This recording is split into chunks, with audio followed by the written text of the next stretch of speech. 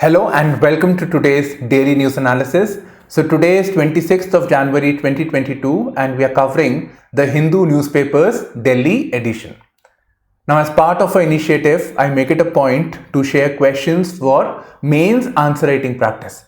And today I have two questions. So the first question is about the IAS cadre rules. So this topic was asked in 2014. So I have actually taken up the past year question. It gives us an insight as to how a particular theme that is in news can be asked by UPSC. So this is the first topic that we are discussing. The second topic is about the upcoming state elections, where we see that the political parties are promising some sort of freebies.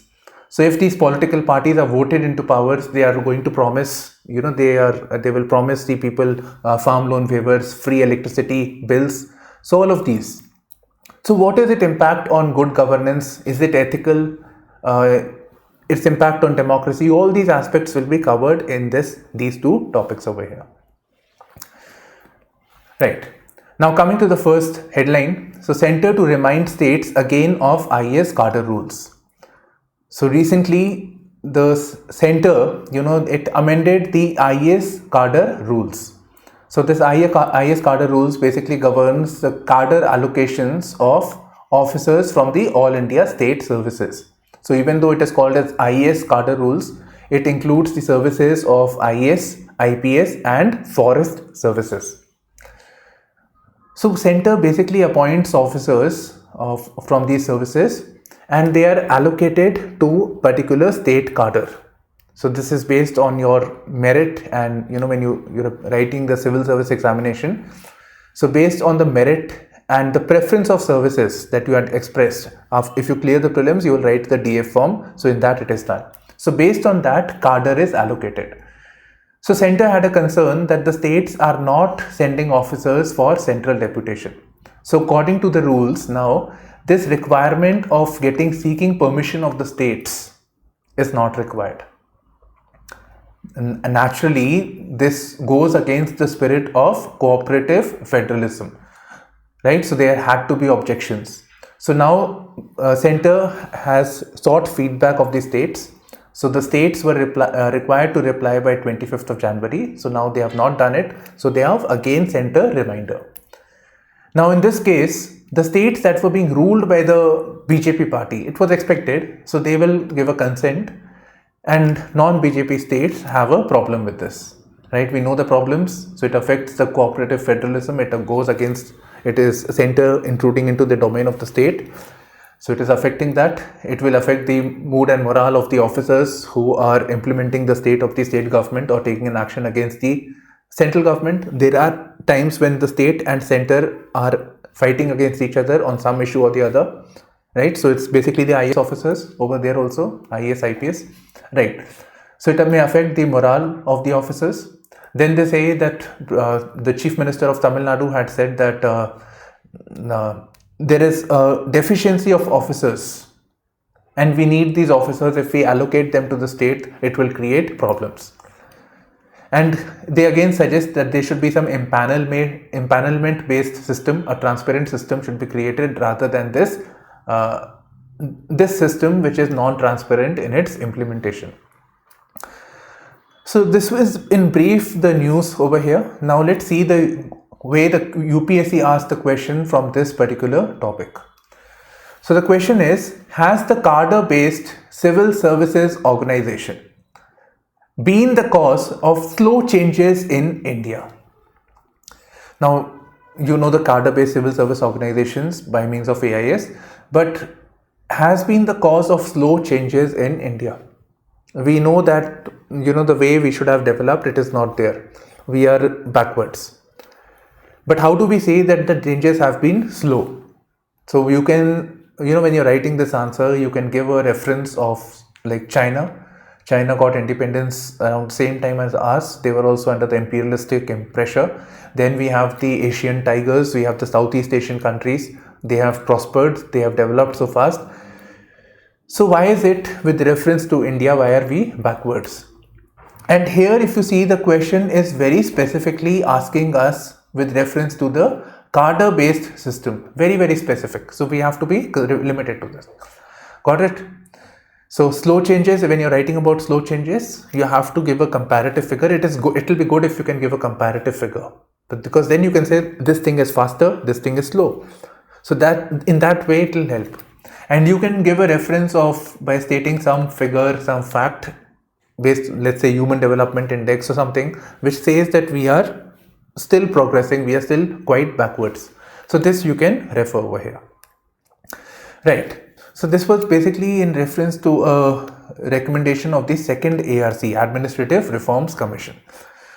Okay, now when you're writing your answer, right, I'm just suggesting this is a suggestion, it's up to you how you want to write it. So you can start your answer by explaining the system of cadre-based civil service organization. You can say that officers are allocated certain cadres. They are allocated cadres based on their preference and merit in the examination.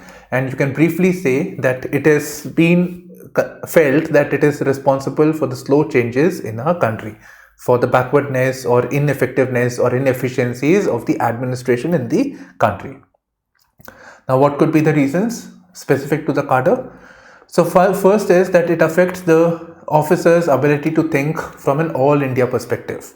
They don't have an all India outlook or an all India character, but rather they are thinking from the perspective of the states in which they are posted.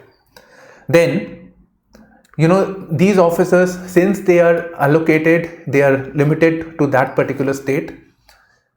The best officers, let's say an officer from Andhra is very good and has implemented excellent schemes. So that person cannot be deputed to a different place, different state. So that avenues of implementing the best practices across the state or share the best practices, that avenues is restricted because of that. So there are fewer avenues to share best practices. Then they know that these officers, they know that they are permanent. There is a sense of permanency that they will be limited to that particular state. There is a sense of permanency over here. So they know that their promotional prospects, everything is with reference to the state government. So somewhere they tend to align with this government over there. I mean, especially the political class and the people who are supporting these, who are part of this government. Maybe the professional class, contractors, etc. So they know that they have to work with this only, and there is a sense of collusion. And if they want prospects, if they want better postings, they have to keep them happy, right? So this is a problem over here. I think you please use a different expression over here. So, but the dependence on the state, or you can just refer to the collusion between the professionals and the states. So this affects the implementation of the or free working or the independence of the officers from the All India State Services. Okay, so these are certain points. And what measures have been mentioned by the second ARC? So first of all, we know that there is a lot of backwardness in the Northeast. So I say that people from the Northeast specifically, the officers who have been selected from the Northeast, if possible, more officers should be deputed from that particular domicile only. So that will have a better effect on the administration. Then they have made a case for lateral entry into civil services. So especially the middle level career or at the higher level. So officers, people from the outside of the governance structure, people who are specialized. So they be allocated these services based on a selection criteria. So they can bring the best practices. So this is again an all India entry into the service.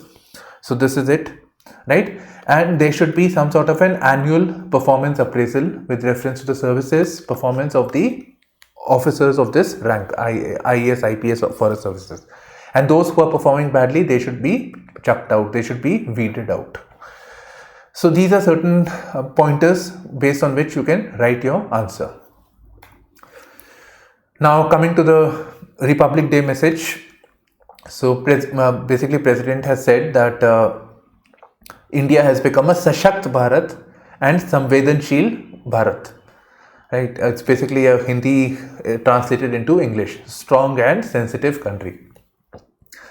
Okay. Now, what does this mean, sensitive country? So, Samvedanshil, it's in a positive way basically. So it basically means that the government is now sensitive to the concerns of the people, concerns of the poor people, poorest people. It wants to address the issue of regional disparity that is there. So all these issues basically. Okay, so he has said about some key values of a country which are listed in the constitution itself. Then he has said that this year is the watershed year for women's empowerment, particularly because the women have been allowed entry into the permanent commission in the defense forces. So up till now we have women in the short service commission, but now women are also there in the permanent commission. So this is approved. And furthermore, I think one more thing not mentioned here, that women can now write the NDA exam also. Girls can write the NDA exam. So this is a new development that has taken place.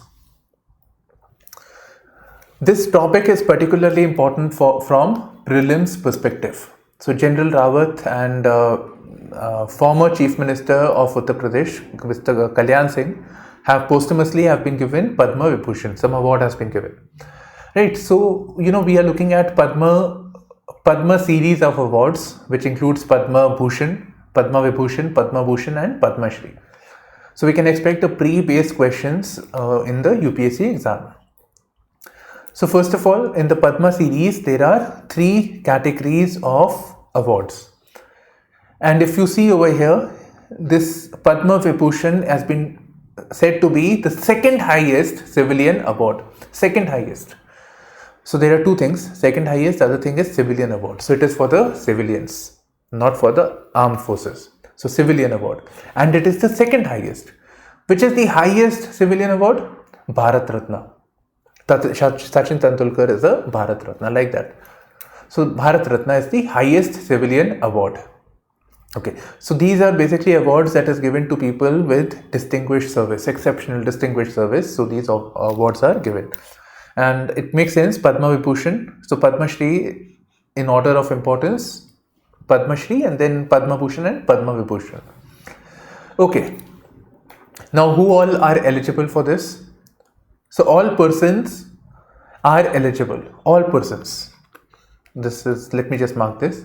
So are eligible, and except for government servants. So government servants, even if they are working with the PSUs, are not eligible for Padma awards. They are not eligible. This you have to keep in mind. UPSC has a tendency of asking questions about eligibility maybe, and 4 statements are given and you have to identify the wrong option maybe. Right. Okay. So all persons and those who are, government servants are not eligible, except government doctors, government scientists. So they are eligible. Now this again, now think about it. It says all persons without distinction. Does this mean all persons? Does this include non-citizens also, citizens and non-citizens? Does it include? Normally it's an award given by the government, so you expect it should be restricted to the citizens only. Well, it includes non-citizens only. And if you have a concern, just notice the names over here. Satya Narayan Nadella, Chairman and CEO of Microsoft. So everybody knows he is a citizen of USA.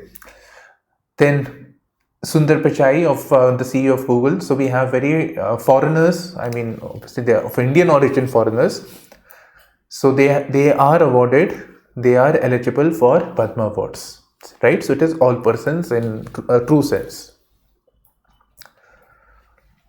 Yeah, so non-citizens are also accorded the award, and government employees except doctors and scientists are not eligible.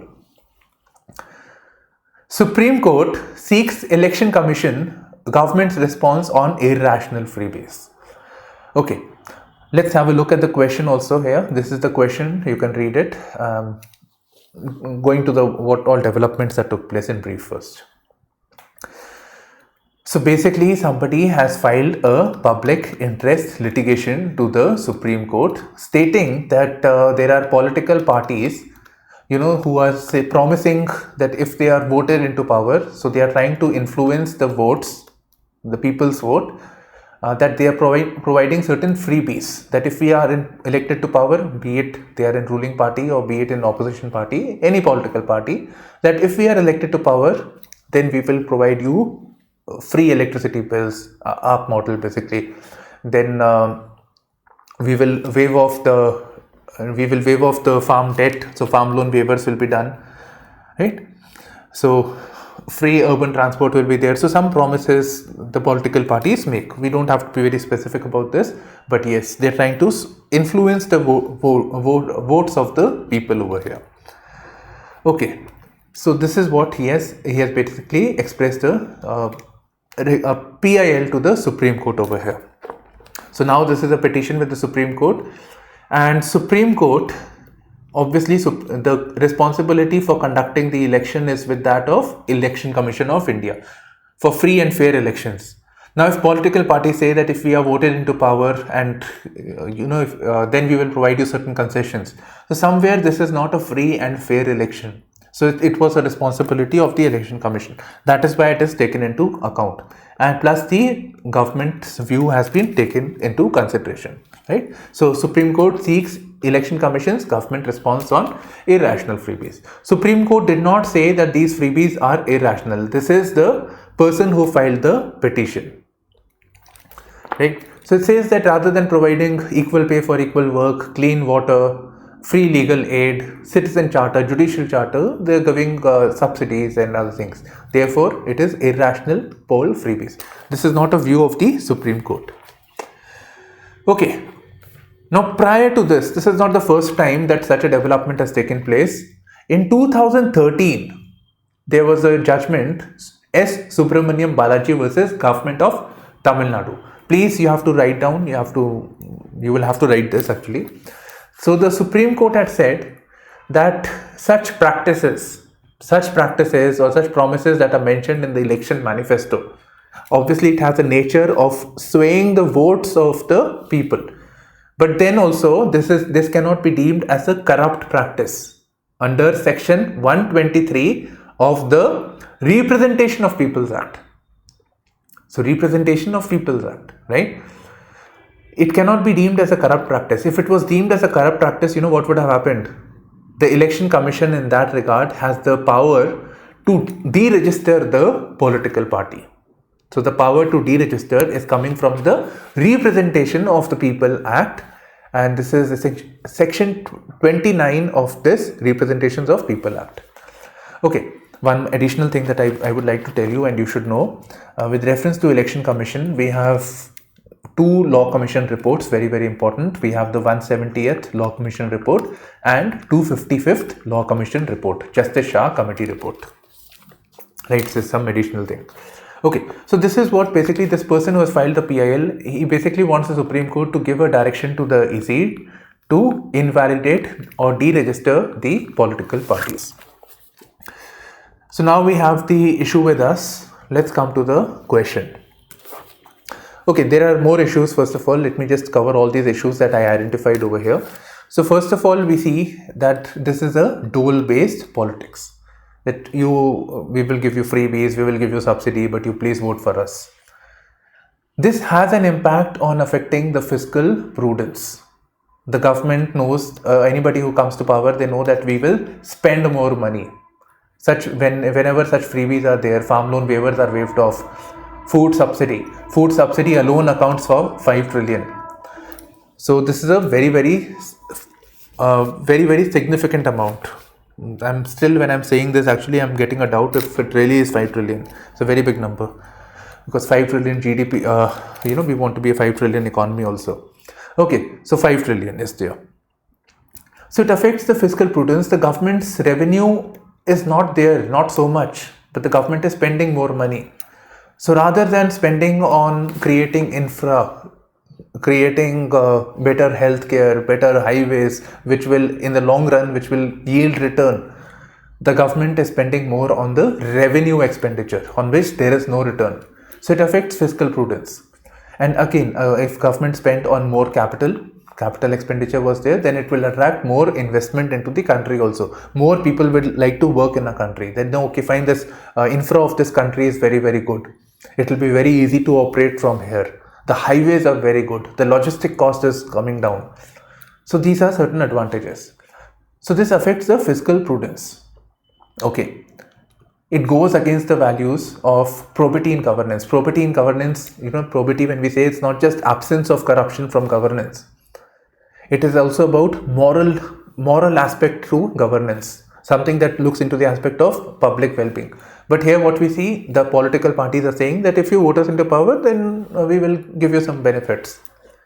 So it affects the probity in governance. It is a very narrow outlook, short-term outlook. It is not really concerned about the long-term good that the government should do for the people. Rather, it is basically postponing the problem by means of debt. All the subsidies that are there, government does not have a means to pay. It doesn't have the revenue, so it will borrow money. So the problem is being transferred to the next government or for the future. So ultimately the government will have to tax. I think one more example that I can give you over here is with reference to the electricity. In fact, I have a video on Uday scheme also. So electricity. So this electricity that we all get is subsidized, right? So it's subsidized. The state electricity boards that give us electricity, the bills that you get, you pay the bills to a state electricity board. So because of the subsidy, they are purchasing the electricity, the state electricity board, they are giving to you the electricity. They are not able to recover the cost. Now, because they are not able to recover the cost, they are under financial pressure. Their infra is very, very weak. They are not able to invest in improving the infra, and ultimately you have power cuts. Right? So this is one example. So how it affects the longevity or sustainability of the governance or whatever. Now, some measures to check this practice. So we have the model code of conduct, which was introduced to, basically that ruling parties, the parties which are in political power, they have a lot of power. They can make policies, they can make, just before the elections, they can make certain policies that are favorable and people's vote may sway in the favor of the ruling party. So this may affect. So for this, model code of conduct. But model code of conduct comes into picture only when the date of the election is announced.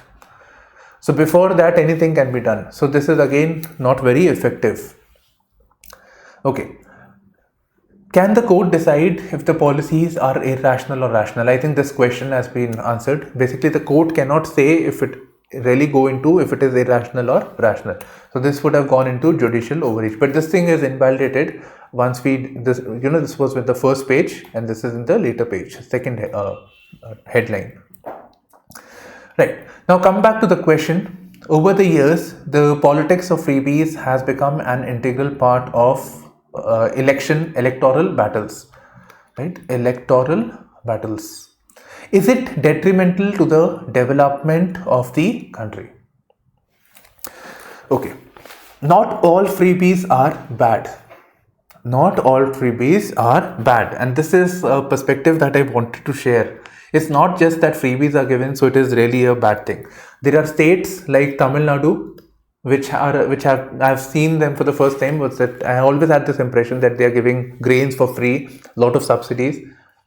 So this would, these states will be backwards, but rather these states are actually better performing ones. So not all states are actually, such things are not necessarily the bad things. There are certain positives. For example, when you're giving free grains, when you're giving grains at a very subsidized rates, you are ensuring that there is no hunger in your state. So one benefit you can see over there, no hunger. Now the money that the people would have spent on acquiring the grains, the money that would have people for getting the food, that money could be well spent on education or healthcare needs of the household. So some way it is kind of an income transfer. And anyways, the state has lot of grain reserves, right? So in that way you can put it. So not all subsidies are really bad. Likewise, if a state government before the election says that we will provide you cycles, when it's given to the girl child, it allows mobility to travel in a quick and time-bound manner. It ensures the safety of the girl child, allows them to attend the school. So these are certain benefits, right? So not all subsidies are irrational or wrong. All freebies are wrong. Okay. Now, how do you attempt this question? Over the years, the politics of freebies. So you can briefly elaborate, or maybe some recent incident like the election that is taking place. You can bring out the pressure on the fiscal side. In the introduction itself, you can write down this thing. Then you can bring out some of that we have this impression, but sometimes it also leads to the development of the country. We will bring out both perspectives, that it affects the it is detrimental to development. At the same times, giving freebies sometimes has a positive effect. So it's up to you how you want to structure your answer. So how does it lead to positivity, positive outcomes? So let's say giving freebies would yield better nutritional outcomes, right? I explained how. It may lead to women empowerment, like giving of the cycles. Okay, even providing free electricity bills to the lower households, to the poorer households. It provides a means for getting access to electricity, right? So there are certain benefits over here as well. So some benefits are there, but at the same time, you have referred to the fiscal prudence, but at the same time, announcing this alongside the election, when the elections are taking place, that is the time when you announce. This raises certain concerns on the part of the government. So this raises the issue of probity in governance. This is not ethical in a way. So you are waiting for the elections and then you will provide the good things that were to be done. So you waited for the election. That means the schemes that would have led to betterment of the people, let's say you thought of the scheme in 2018 and the election is in 2020. So you waited for 2 years. And in fact, I have a scheme that was to be, the code for domestic help, the scheme for informal workers. So this was postponed to match with the election date. So this is unethical. Okay, this amounts to shifting the burden on the future governments. It raises the concerns of the political accountability. And yes, it also leads to higher revenue spending. It reduces the scope for capital expenditure. So if less capital expenditure is there, then less prospects of, it basically does not yield any return in the future. So ultimately, it burdens the states and burdens the state's ability to provide welfare to the people. Right? So this is not prudent. So in the longer run, it is detrimental to the development of the country. Now, how do you conclude? There are different ways of putting it. We can say that it provides some sort of a relief, but matching it with the election is an unethical thing. You can explain that we need to move away from the politics of irrational freebies, but rather we should make the political agenda of education, healthcare, those things. So that way also you can project your answer. Right? There are multiple ways by which you can attempt it. Okay. Next question is for a civic solidarity. These are two editorials that I'm covering. So this is with reference to Chakma, Hajong people. Again, this is something that you should know for prelims also. Okay. So basically I'll do it with the map only. So there were people from the East Pakistan, that is the old Bangladesh, right? So there was this dam project that was to be made on Karnafuli river. So Kaptai dam was there.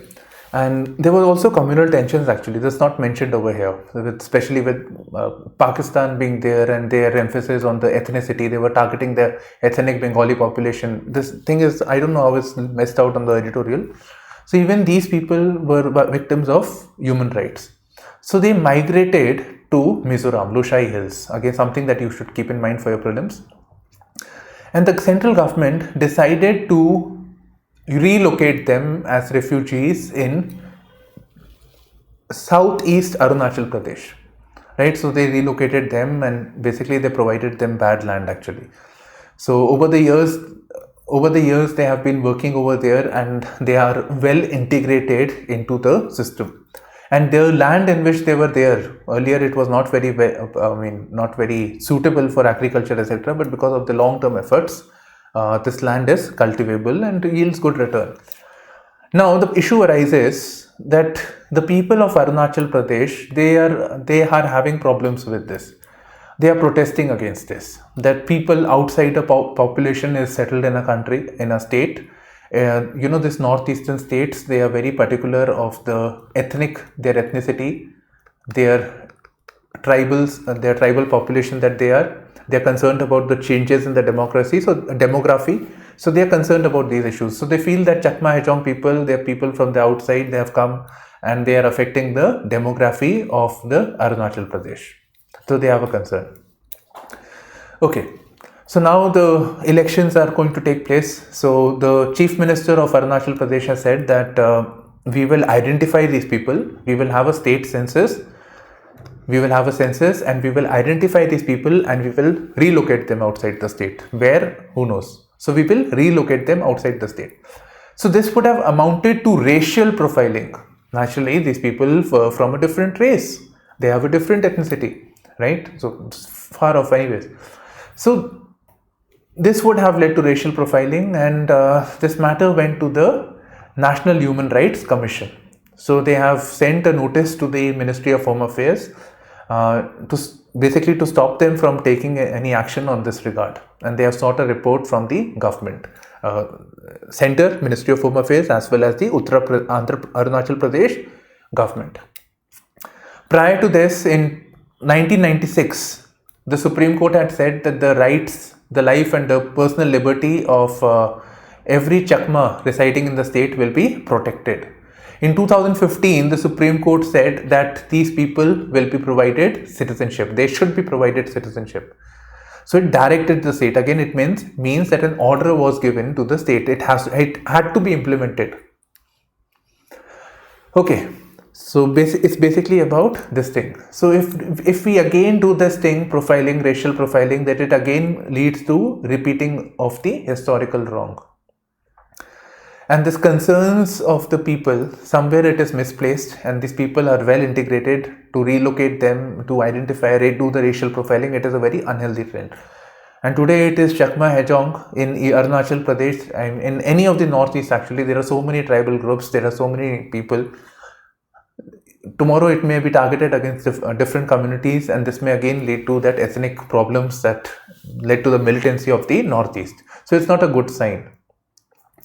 So what could be done is obviously implement the orders of the NHRC and the Supreme Courts, but there is a need to bring about a consultative mechanism to bring some sort of a dialogue between the state government, civil society, and address the concerns of the people and resolve the situation in a mutual and amicable manner. So this can be done over here.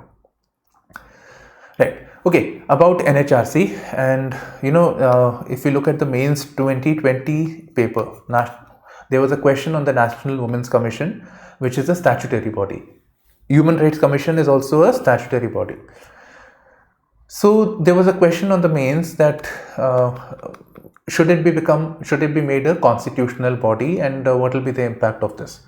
Likewise, we can think of it from the NHRC's perspective also. NHRC has been deemed as a toothless tiger, right? So former chairman of NHRC had said this. So you should know about NHRC, that it is a statutory body. You should know about the domain and the responsibilities of this body, basically to secure the human rights. And one more thing, the members of the National Women Commission, National Commission for Scheduled Caste, Scheduled Tribes, both these bodies are Scheduled Caste, Scheduled Tribe. Both these bodies are constitutional bodies. So all these bodies to do with welfare of the people, they sit together with the NHRC. They are part of the panel of the NHRC. So this you should keep in mind. Right. Coup, military coup in Burkina Faso. So this is Burkina Faso. This is in West Africa, right? So basically yesterday or maybe day before yesterday, when the citizens woke up of Burkina Faso, they realized that the military had taken over and they had expelled the president of Burkina Faso, right? So this coup had taken place. Okay. So basically in 2015, elections took place in Burkina Faso, and there was a democratic elected government of President Roch Marc Christian Kabore. I hope pronunciation is a bit difficult here. So President Roch Marc Christian Kabore. So he was there in the power. So it's this president. Now when this president was there, it is this president who has been expelled by the military in the late night coup. Okay. So when this election took place and when he came into power, there was a problem of jihadist violence, particularly of this Islamic State. So there was a problem going on, and that's a natural result of this because of the militancy, because of the pressure, it affected the governance. Then there was also pandemic and associated economic problems. In India also we had economic problems. So this has created problems for the people. So people were not very happy with this. So the military, the particular general, their army chief, entered into this thing, took over the president and established the government. And they say that, see, we have captured the power, and their idea is to bring about peace and security. The problems that were created by the regime elected government, we will do away with this, we will bring everything in order, and then we will replace it with the constitutional government. Right, I hope this thing is clear. So military coup, government is expelled, and they say that we will bring everything in order, and then we will go back into the constitutional system of government. Now this is something that I think often happens in Africa. This has been repeatedly mentioned. So with reference to Chad, this happened. Then with Sudan also this happened. October, November, this time it happened.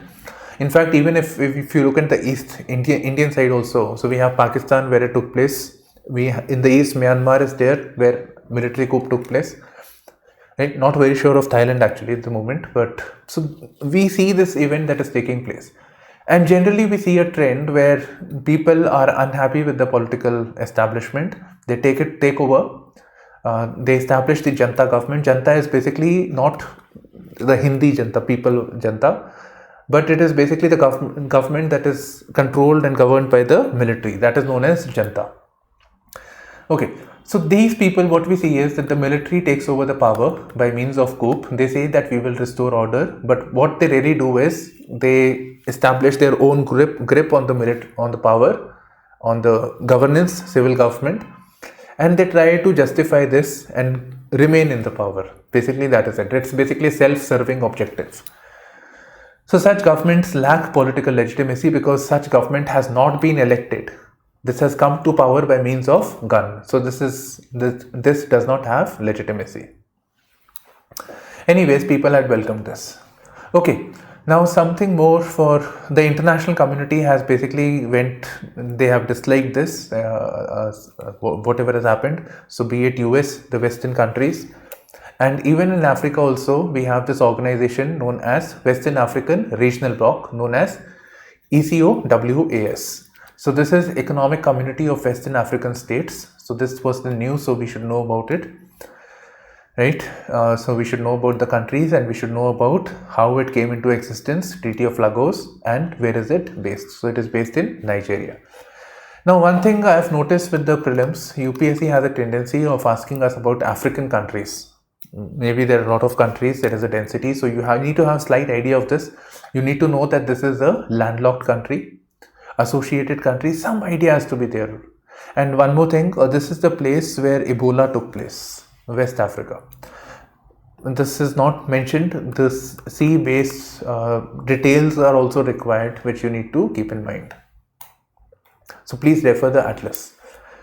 Okay, next comes Inaccuracies, Procedural Violations in Great Nicobar Environment Impact Assessment Report. So here is Great Nicobar. Again, map-based questions have been asked, so I'll discuss it later. So this is Great Nicobar, and here the Niti Aayog came up with a proposal that there should be a port should be created, and some urban infra, some solar renewable-based energy should be created over there. So they proposed a mega project in the Great Nicobar region. So basically an airport, a mega port, all this were to be created, solar and gas-based power plant. So this was all to come into existence in Great Nicobar. And naturally, when such development is taking place, it is going to affect the ecology of that area. It is going to have an environment-based, these are all areas where there is a lot of forest is there are corals are there, there are people, indigenous people over there. There is going to be an impact on that. So, and naturally, an environment impact assessment is required, and this is a legal obligation under the Environment Protection Act. So under this EIA was to be done. Now this EIA was done, and it was noticed some problems were noticed with reference to the environment impact assessment. Now again, I mean, this is important for mains also. Prelims one part I have explained. Important in the sense that environment impact assessment, social impact assessment, these are important things. And time and again we will come to the implementation of the EIA. There are problems with that, right? So we can expect a question. So here in this article we have some wrongdoings with reference to the environment impact assessment. So first of all, this report that came up, it ignored the tribal and the ecological concerns. So there was no reference of how it will impact the tribal people who have been, the indigenous people who have been living in Great Nicobar. So this is the wrong thing. Then, this project was assigned to an agency. So some consultancy, Vimta, this consultancy was given this award. Now this body was given this award, but they started working also before the terms of reference were created. Anything that has to be done from the government side, it needs to be said that what are the things that they have to do. So these are known as terms of reference. For example, with reference to the Finance Commission or any committee that is formed, there is a terms of reference, the areas in which they are looking, the area of concern for that particular committee or body.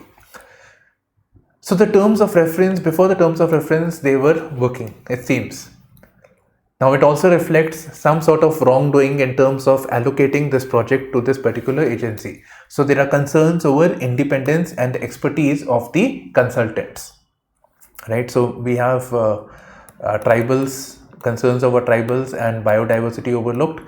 We have the concerns over independence and expertise of consultants.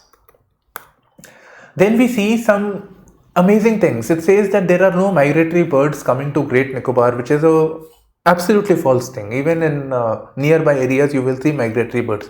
So how is it that Great Nicobar, there is no migratory bird, particularly seeing the location also? And this is the well-established fact that it is known for migratory birds. Then it says there are no corals over there, whereas the report of the Wildlife Institute, WII, and the Zoological Survey of India both have earlier in their reports had said that there are corals in this part of the country. But when they have given the submission for this purpose, environment impact assessment, they have also given the feedback. So here they are saying that there are no corals. So these are certain concerns that have been expressed over here. Right, and it seems like it is basically a tick box exercise. When you have this COVID test also, and you just tick, or when you're going for this, you want your account, open an account with the bank, so you just tick. Don't see if that thing is true or wrong, true or false. So it was like a tick box exercise. So these are certain problems, and I think if you see some issues with the implementation of the environment impact assessment, which is so critical, but then is not being implemented well, and therefore we have these problems where the dams were created and they washed away, or people are protesting against the developmental projects. So these are basically, we can see. So this reflects some sort of wrongdoing on part of the government. Some sort of collusion is there between the government and the private sector. Okay, from prelims perspective, particularly important, I have the atlas over here, and always keep an atlas with you, right? So this is very, very important. So see, this is Andaman Islands, this is Nicobar Islands, all of this is an Indian Ocean, and this is Andaman Sea, right? So this is the Andaman Sea over here. So this is separated by the 10-degree channel. This is separated by the 10-degree channel. India and Maldives is separated by the 8-degree channel, right? And 9-degree channel is associated with the Lakshadweep area. Basically, Karavati and Minicoy Island is separated by the 9-degree channel. So these are some things that you need to keep in mind. And this area, all of this has been asked in prelims, and this area is, this gap that you see is known as the Duncan Passage. Right, so this is known as the Duncan Passage over here, and Port Blair is in Andaman Islands. Right, so these things you should know. This is the Coco Island, Coco Channel is over here.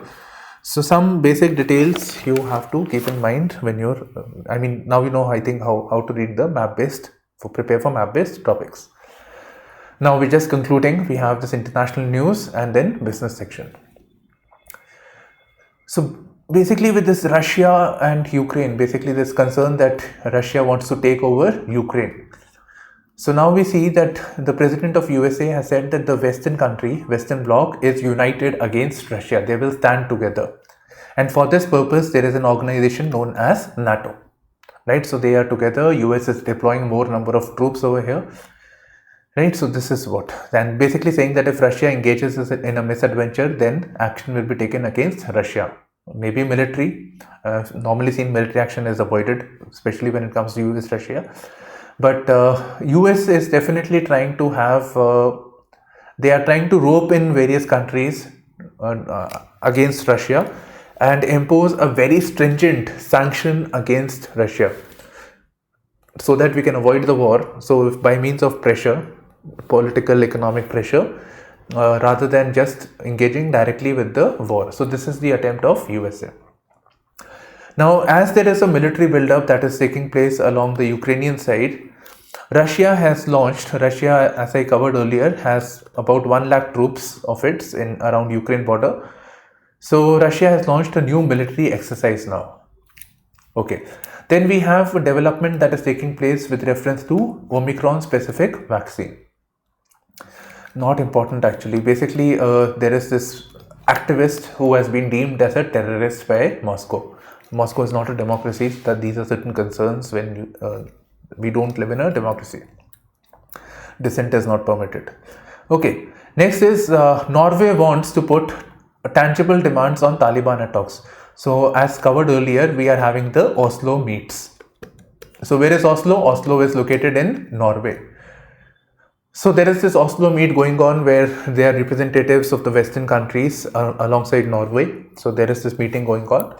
And Norway is saying that, see, Taliban, if they want aid, if they want international recognition, if they want support, then they have to implement, we all know this, they have to implement this, they have to secure the human rights, the rights of the children, rights of the women, rights of the ethnic minorities, they have to be preserved. Now they're saying that there should be some tangible outcomes. Just saying that people should be protected, lives should be protected, rights should be secured. This is very vague. Tangible means something that is specific, something that can be seen. So tangible demand should be there, right? Something that we can quantify and see, okay, fine, this we told you to do this and you have actually done this. So this is what Norway is saying. Now coming to the economy section, it's basically business actually. So Maruti profits, this is important, not really important from exams. Maruti profit has come down. So what we see is basically automobile sales have come down because of chip shortage. And this is important, chip shortage. So with chips, what are chips? Semiconductors, which are there on your mobile phone, they are in the cars, electronics, etc. Now because that component was not there, cars could not be made and sold to the customers. So why is this chip shortage there? And this is important. Chip shortage was there because primarily we depend on China for chips, and there is this situation of rivalry between US and China, plus there is the pandemic, and in the pandemic there is a lot of people watching internet on Jio, right? So there was a lot of demand for digital products in the pandemic time. So the semiconductors were diverted for electronics manufacturing, consumer electronics. So this created a problem. Now one thing that you can see, I said earlier that we are dependent extensively on China. So if let's say we have an India-China war and China says we will not give you semiconductors, or there is a border tension and we say we will not give you semiconductor. So this also becomes a matter of national security.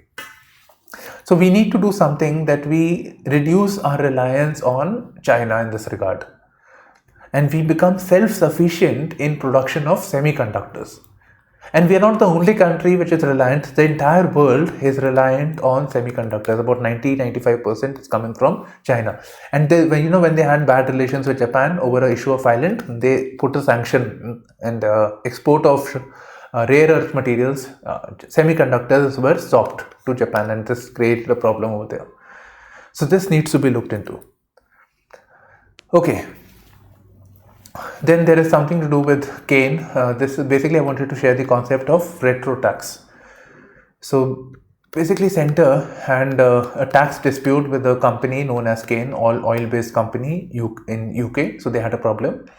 So they had a tax concern with this, and they imposed a tax. Now they were not happy with how much the tax this company was paying. So center, they had this retrospectively, they increased the tax. That means, normally, like, let's say they said that 10% is the taxation. So this was in 2019 they announced. So for the assessment year of 2021, the center said that, okay, we are not happy with this 10%. So for the year of 2019, they changed the law, and 2 years later or 3 years, whatever, retrospectively they changed the law, and they said that, see, 10% is not your assessment rate. We will increase to 25%. Randomly, I'm just using some facts. So this is permitted in a country. For crimes, it is not there, but for all other purposes, it takes place in a country. And this is a problem with reference to our country's ease of doing business. Anyways, so Cain had gone to, basically this had a problem with the center, so they went to an international court. They went to a tribunal, arbitration tribunal, and the Indian government and Cain fought their case and they lost. Then Indian government again went ahead with they appealed against it. Again, there was a problem. So now Indian government is required to pay a tax refund. Whatever money that they took, they have to actually give refund now, right? So they have to give a refund. So this is basically they're talking about. So this is also with reference to Vodafone. Also, this problem is there. So this is the concept of retro tax, where retrospectively tax rates can be increased. Now something about the economy. So this is credit rating agency CRISIL. So they have said that in a country, the private consumption has come down. Now private consumption accounts for 55% of India's GDP. So this is coming down. And further, in urban areas, there is decline in there is increase in the urban poverty. There is decrease in the jobs, urban jobs. So urban income is coming down. Inflation is increasing, and therefore consumption, the expenditure of the people is coming down as a result of this. So this is not a good thing. So what can the government do? The CRISIL says that the government, what they should do is they should bring more money. They should make policies that more money comes into the hands of the people. How can that come? Maybe by means of Narega, especially for the poorer people. So for them, non-farm employment should be created by means of Narega. They should try to reduce the taxes on the fuel. So inflation, that is one of the reasons for the high inflation. So that should be reduced. Right. So this should be done to spur the flaying in consumption. So this should be done over here. Right then, so this essentially covers our newspaper analysis for 26th of January, and you can share your answers for evaluation. You can share up to 2 answers a week for our evaluation on my Telegram channel. The link is in the description box. Bye bye, take care, and all the best.